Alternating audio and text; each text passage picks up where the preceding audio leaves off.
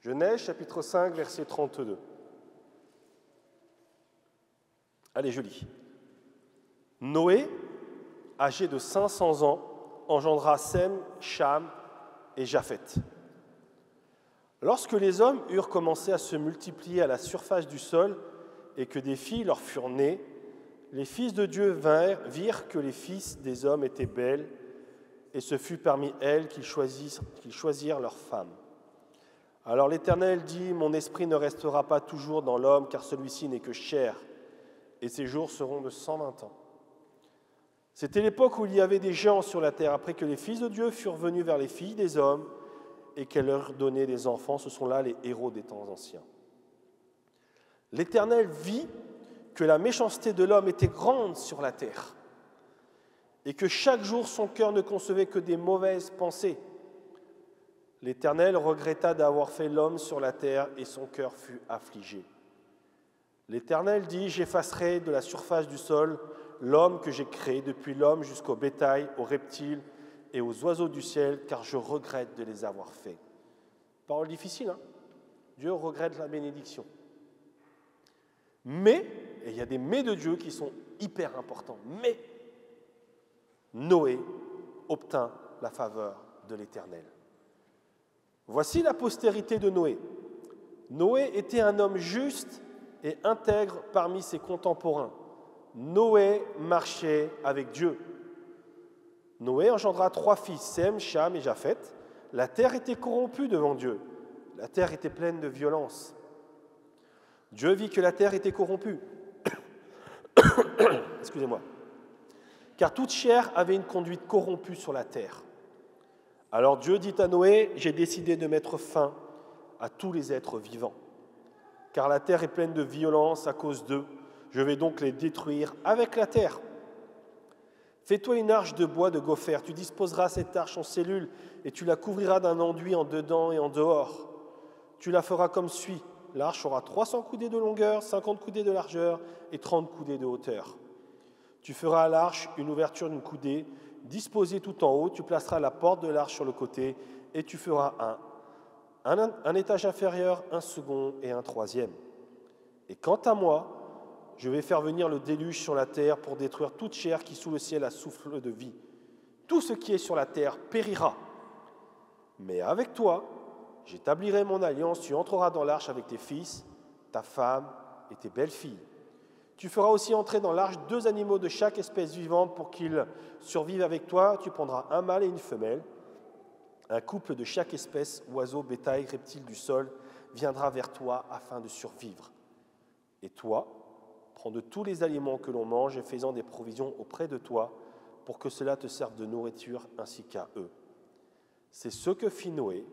Il agit en tout point comme Dieu le lui avait ordonné. Amen. Période difficile, hein?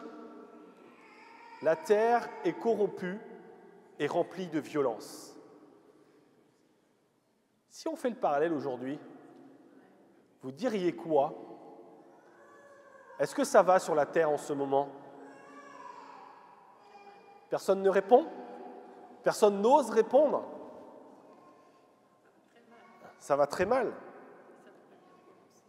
À la fin des temps, Dieu nous a avertis que le monde sera de plus en plus rempli de ténèbres et de méchanceté. C'est une vérité que Dieu a donnée dans sa parole, nous le savons. Et c'est pour cela que Jésus reviendra, puisqu'il nous est dit que s'il n'abrégeait pas les temps, personne ne serait sauvé. Et donc face à ce temps qui semble être similaire, Dieu demande à chaque parent, grand-parent, responsable de famille, d'entendre la parole qu'il a donnée. Si vous appreniez demain, comme certains vivent aujourd'hui, qu'une catastrophe, comme il y a eu à Mayotte ou à La Réunion, ou une guerre devait arriver ici, maintenant, là, à qui penseriez-vous en premier? Votre famille? Vos amis? Votre travail? Noé va recevoir une parole extraordinaire. Dans ce temps dans lequel il vivait, où il y avait de la méchanceté, de la corruption, Noé obtint faveur aux yeux de l'Éternel. Pourquoi ? Parce qu'il était juste et intègre. Mon frère, ma sœur, il est possible d'être juste et intègre dans le temps que nous vivons. Ce n'est pas impossible. Si ton cœur est rempli de la foi de Dieu, si ton cœur est tourné vers Dieu, que tu aimes le Seigneur, il est possible d'être juste et intègre dans cette génération méchante. Et donc, si ton cœur est juste et intègre et que Dieu te voit comme cela, alors Dieu va te parler dans cette génération.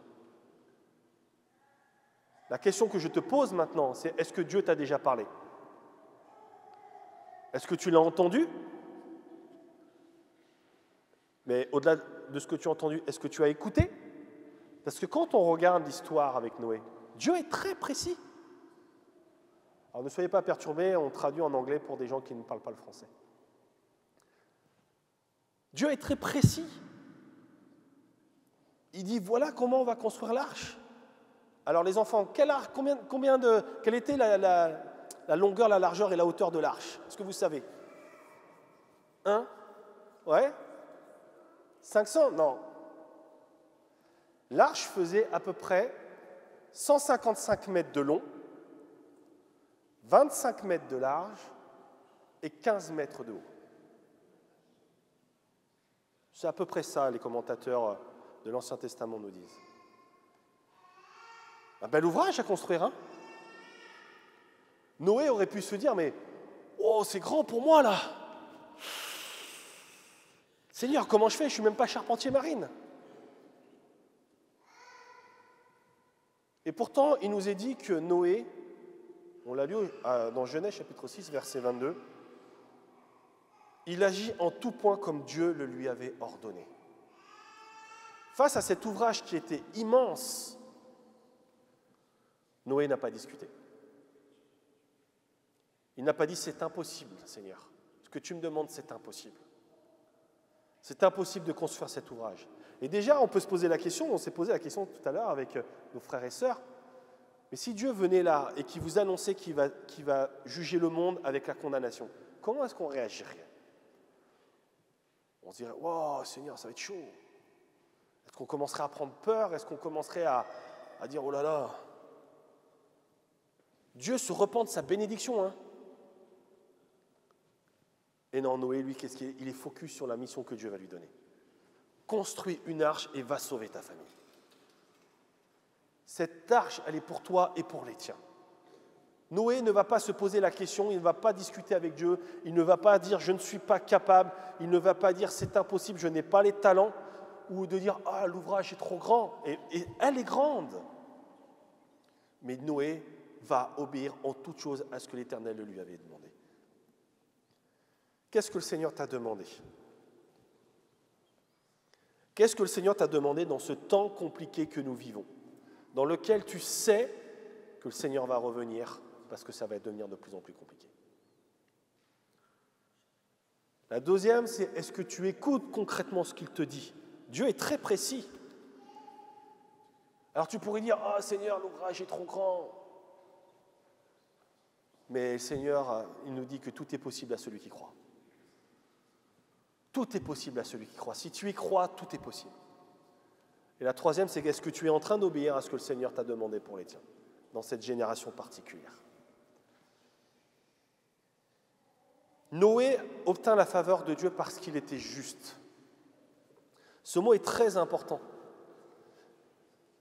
Jésus va beaucoup l'utiliser dans le Nouveau Testament pour parler de la résurrection des morts, de ce qui va se passer à la fin des temps. Il dit que les justes seront ressuscités en lui. Dans le livre des psaumes, il est écrit ceci, psaume 34, verset 15, « Les yeux de l'Éternel sont sur les justes, et ses oreilles sont attentives à leurs cris. » Pierre le confirme dans son épître, « Car les yeux du Seigneur sont sur les justes, et ses oreilles sont attentives à leurs prières. La face du Seigneur est contre ceux qui font le mal. » Dieu voit tous les justes et il les prépare à sa venue. Et normalement, quand on aime le Seigneur, on dit « Amen ». Les temps seront de plus en plus difficiles. Et peut-être qu'on est inquiet face à l'ouvrage que Dieu nous demande de faire, on se dit, Seigneur, c'est impossible. Je ne suis pas capable. Mais Dieu sera avec toi pour le faire. Alors en relisant cette histoire, en me disant, voilà, Noé, il a pu se poser des millions de questions, on ne sait pas. On sent un homme très focus. Hein. Seigneur, tu me dis, j'y vais. J'ai pensé aux enfants. Parce qu'il nous a dit que Noé, il avait 3 enfants. Et j'ai imaginé cette petite discussion entre Noé et ses 3 garçons. Papa, pourquoi tu construis une arche? Noé de répondre, mais parce que Dieu va faire venir le déluge. Mais comme nous avons trouvé grâce à ses yeux, en construisant ce bateau, nous serons sauvés. Il faut expliquer aux enfants ce que c'est le déluge. Hein, que Dieu qui aime tout le monde va apporter le jugement. C'est pas simple. Hein. Mais papa, le bateau, il est énorme. Comment tu vas faire ça tout seul? C'est impossible, il est trop grand, c'est plus grand qu'un stade de foot, papa. Ne vous inquiétez pas, Dieu renouvelle les forces, les enfants. Et quand Dieu met quelque chose sur le cœur, on peut le faire. Ouais, mais papa, là, quand même, on a un problème, nous. Hein. Parce que tous nos copains, ils se moquent de nous. Hein. Parce que quand ils voient le bateau se construire, ils nous disent « Ah, votre père, il est fou, il a entendu une voix qui lui dit qu'il faut construire un bateau. Non, mais tu ne te rends pas compte, tout le monde se moque de nous à l'école. Moi, j'ai même honte de dire que je suis chrétien, puis je cache ma Bible quand il faut parler de l'église. Non, là, papa, franchement, c'est trop dur. Tu te rends pas compte, là. On est la risée de tout le monde. Et je vois bien la réponse de Noé. Je sais que ce n'est pas facile, les enfants. Je sais que ce n'est pas facile. Mais faites confiance à Dieu, parce que quand il dit quelque chose, il le fait. Et faites confiance à papa, parce que moi j'aime le Seigneur. Ce matin, j'aimerais encourager les parents à construire l'arche que le Seigneur a demandé que vous construisiez pour votre famille. Même si parfois ça paraît immense face à la réalité du monde et on a peur pour nos enfants, on a peur de ce qui est en train de se passer, construis ton arche. Fais-le. Le Seigneur te donnera les capacités, il te donnera tout ce qu'il faut au moment venu. Il te dira comment ce sera fait. Là, fais un étage inférieur. Là, fais un 2e étage. Là, la porte à gauche. Tiens, fais une petite fenêtre. Il va t'expliquer, t'inquiète pas. Et les enfants, faites confiance. Faites confiance à ce que papa et maman ils sont en train de faire. Même si parfois on est là, on se dit « Oh non, mais papa, maman, franchement, c'est dimanche matin, je suis fatigué, j'ai envie de dormir. » Oh là là. Ou quand il y a Manu qui dit à la jeunesse « Ah les gars, on va se lever à 7h samedi pour aller à la rencontre de jeunesse. » Il rigole là. Faites confiance. Parce que Dieu n'est pas un homme pour mentir, ce qu'il dit, il l'accomplit. Ce qu'il avait comme objectif pour Noé, ce n'était pas que de sauver Noé, c'était de sauver Noé et toute sa famille. Toute sa famille. Alors mon frère, ma sœur, vas-y. Va construire. Et si dans ton cœur tu sens que tu n'es pas, que le Seigneur te dit, mais attends, tu n'es pas juste là, eh bien, remets-toi devant le Seigneur et repars dans la bonne direction et dis voilà, ok Seigneur, maintenant je me consacre, je fais ce que j'ai à faire. Dis-moi ce que je dois faire pour sauver les miens dans cette génération perverse.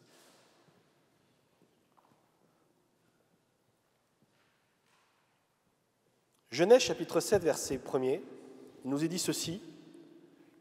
L'Éternel dit à Noé, entre dans l'arche, toi et toute ta famille, car j'ai vu que devant moi, tu étais juste parmi tes contemporains. Le mot juste va revenir énormément de fois dans l'histoire de Noé. Et c'est vraiment le mot clé. Il faut être trouvé juste aux yeux de Dieu. Imaginez-vous, les enfants, imaginez, vous êtes à la place de Sem, de Cham, Seth et Japheth. Et vous rentrez dans l'arche, vous voyez le bateau. Oh, finalement, papa, t'as réussi. Et puis vous voyez les animaux qui commencent à arriver, vous savez de nulle part. C'est Dieu qui envoie les animaux. Et puis vous voyez la porte qui se ferme tout seul. Ce qui nous est dit dans la Bible que Dieu a fermé la porte. Et la pluie qui commence à tomber. Et là, vous dites quoi? Merci Seigneur de nous avoir sauvés. Hein? Merci Seigneur de nous avoir sauvés. Merci Papa d'avoir construit le bateau. On t'a peut-être pas cru, on t'a peut-être pas toujours soutenu. Mais quand on voit ça, quand on voit le miracle qui est en train de se passer, c'est vrai qu'en fait, Dieu fait ce qu'il dit. Et combien de temps ça va durer, la vie sur le bateau? Est-ce que vous savez, les enfants, combien de temps? Vas-y. 3 ans, non? Ah non, 40 jours, c'est 40 jours 40 jours, c'est la pluie qui est tombée pendant 40 jours. Combien de temps? Pas 200 jours. 1200, non. Vous remarquerez que quand Dieu va donner la consigne à Noé de construire l'arche, donc il lui dit comment il faut construire, il dit que les animaux vont arriver, puis il dit fais des réserves. Mais il ne dit pas pour combien de temps. Il ne dit pas. Si on prend le calendrier judaïque, Noé, sa femme, ses enfants et ses belles-filles vont rester 370 jours dans l'arche. 370 jours, selon le calendrier judaïque. Mon frère, ma soeur, tu ne sais pas combien de temps ça va durer le temps sur l'arche. Fais des réserves. Remplis le bateau. Mais tout ce que tu peux mettre, tu le mets. Tu ne sais pas combien de temps ça va durer. Le Seigneur, il te demande juste de remplir avec des provisions. Donc remplis. Remplis de tout ce que le Seigneur te donne pour que quand la porte viendra à se fermer, tu aies tout ce qu'il faut pour vivre. Notre frère Eric, tout à l'heure, après le premier culte, il est venu me voir et m'a dit « Tu sais Manu, hein, en fait on n'a jamais pris conscience, mais c'était le premier confinement que la Terre ait connu. » C'est vrai, hein? Nous, ça a duré combien de temps? 2 mois et demi? Vous avez vécu comment avec votre famille pendant 2 mois et demi dans l'arche de votre maison? Ça a été facile, pas facile?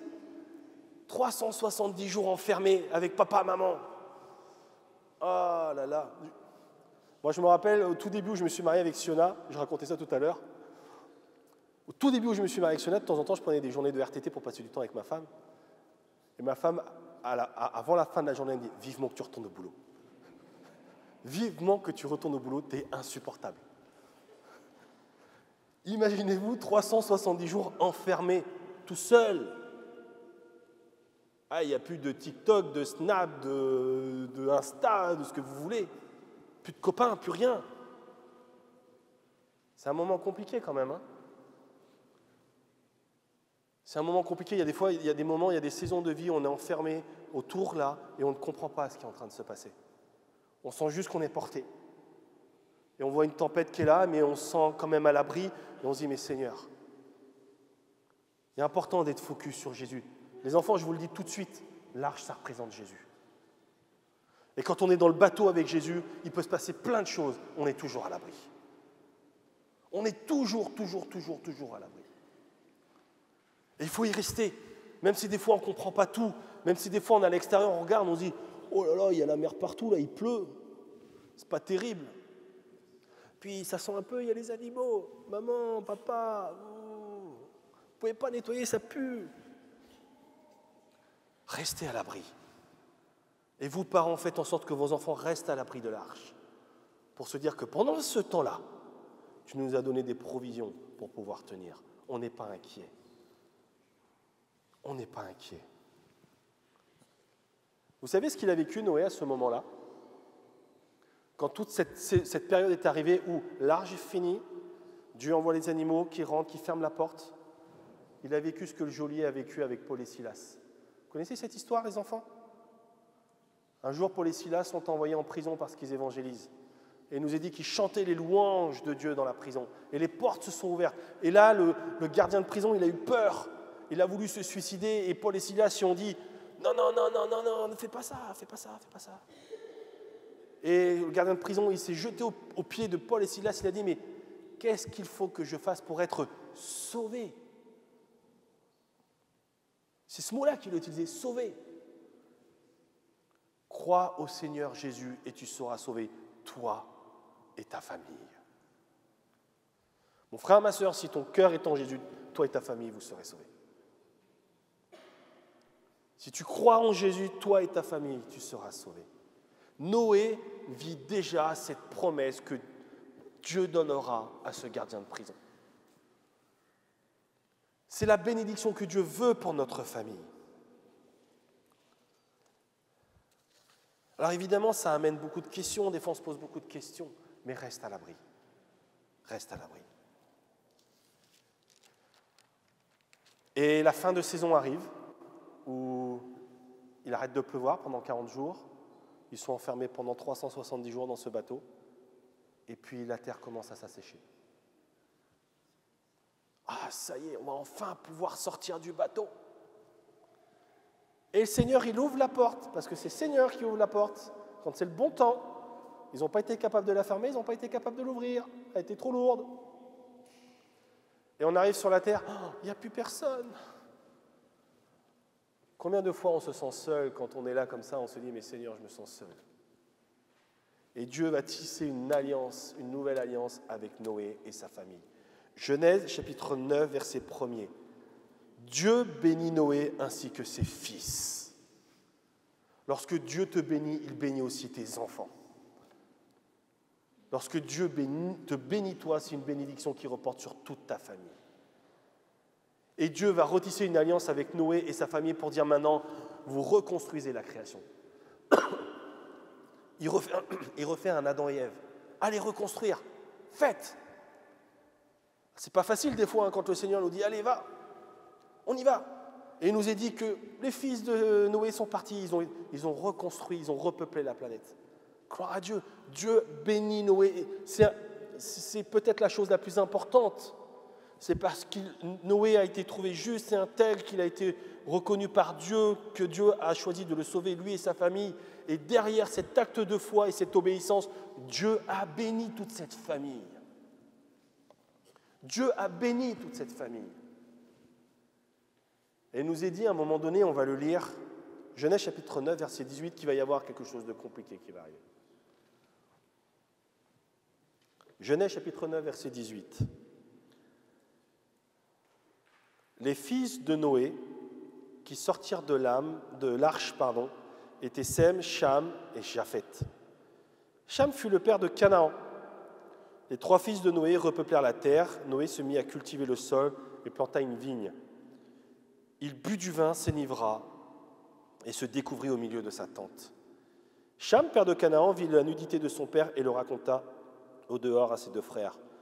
Alors Sem et Japheth prirent leurs manteaux, le mirent tous 2 sur leurs épaules, marchèrent à reculons et couvrirent la nudité de leur père. Comme leur visage était détourné, ils ne virent pas la nudité de leur père. Lorsque Noé se réveilla de son vin, il apprit ce que lui avait fait son fils cadet. Il dit alors, « Maudit soit Canaan. » Quel gâchis! Noé a vécu une chose extraordinaire. Et parce qu'il a bu un coup de trop, il est rendu à maudire ce que Dieu a béni. Il maudit sa descendance. C'est dramatique. Hier, on était avec les jeunes, on était à un rassemblement de Jeunesse Bretagne, on était entre 500 et 600 jeunes. Ça a été un moment extraordinaire. Vraiment une bénédiction. Les jeunes, vous avez des questions, vous allez les voir, ils vont raconter, c'était vraiment bénissant. Et le prédicateur qui était là, il s'appelle Ben Giraud, il exhortait les jeunes à dire attention. Parce que derrière les bénédictions du Seigneur, c'est là que ça devient le plus compliqué. Quand on est tous ensemble, ça va. Dieu bénit, Dieu envoie la bénédiction, on est heureux, pof, le cœur il pète, Seigneur, on vit le miracle. Puis quand tu te retrouves tout seul, c'est là que vient le moment où ton pied faiblit. Et par un problème de comportement, Noé a maudit la bénédiction qu'il avait reçue de la part de Dieu. C'est dingue. C'est dingue. Il a maudit ses enfants, il a maudit son petit-fils. Mon frère, ma sœur, quand tu reçois la bénédiction pour ta famille, fais attention à ton comportement de ne pas perdre tout ce que le Seigneur est en train de déposer. Vraiment, je t'encourage, fais attention. Que par ton comportement, tu ne deviennes pas une pierre d'achoppement pour ceux que Dieu a accordé la bénédiction. Dieu bénit Noé et ses fils. Alors tu peux jeter la pierre sur tes descendants, mais si tu n'avais pas bu un coup de trop, Noé, il n'y aurait pas eu de problème. Il n'y aurait pas eu de problème. On doit être responsable en tant que parents, et là je m'adresse aux parents, aux grands-parents, aux tontons, aux tatis, à tout le monde, du comportement qu'on a par rapport à l'ouvrage que le Seigneur est en train de faire. Si vous êtes en train d'embarquer vos enfants dans l'arche, merci Seigneur. Continuez, ne persévérez. On ne sait pas combien de temps ça durera, on ne sait pas combien de temps on sera dans cette arche. Faites les provisions, remplissez le bateau. Allez au supermarché, dévalisez tout. Allez au supermarché du Seigneur, je prends d'où? Seigneur, je prends 15 packs. Non, je prends une citerne, on va mettre 15 mètres cubes d'eau, c'est pas grave. Allez, envoie Seigneur. Allez, les enfants, ils aiment le popcorn, on met le popcorn. Allez, on y va. Du riz, moi je mange du riz, Seigneur, mets plein de tonnes de riz. Un petit peu de piment, ce sera encore mieux. Allez, on y va, on met tout. On y va. Et une fois que tu seras dans cette arche et que tu verras que tout est en train de s'être ballotté et que tu ne comprendras pas et que les enfants seront là en disant « Wow, papa, c'est impressionnant !» Tu auras tout ce qu'il faut pour que ta famille vive dans ce temps compliqué. Parce que tu seras construit en Jésus.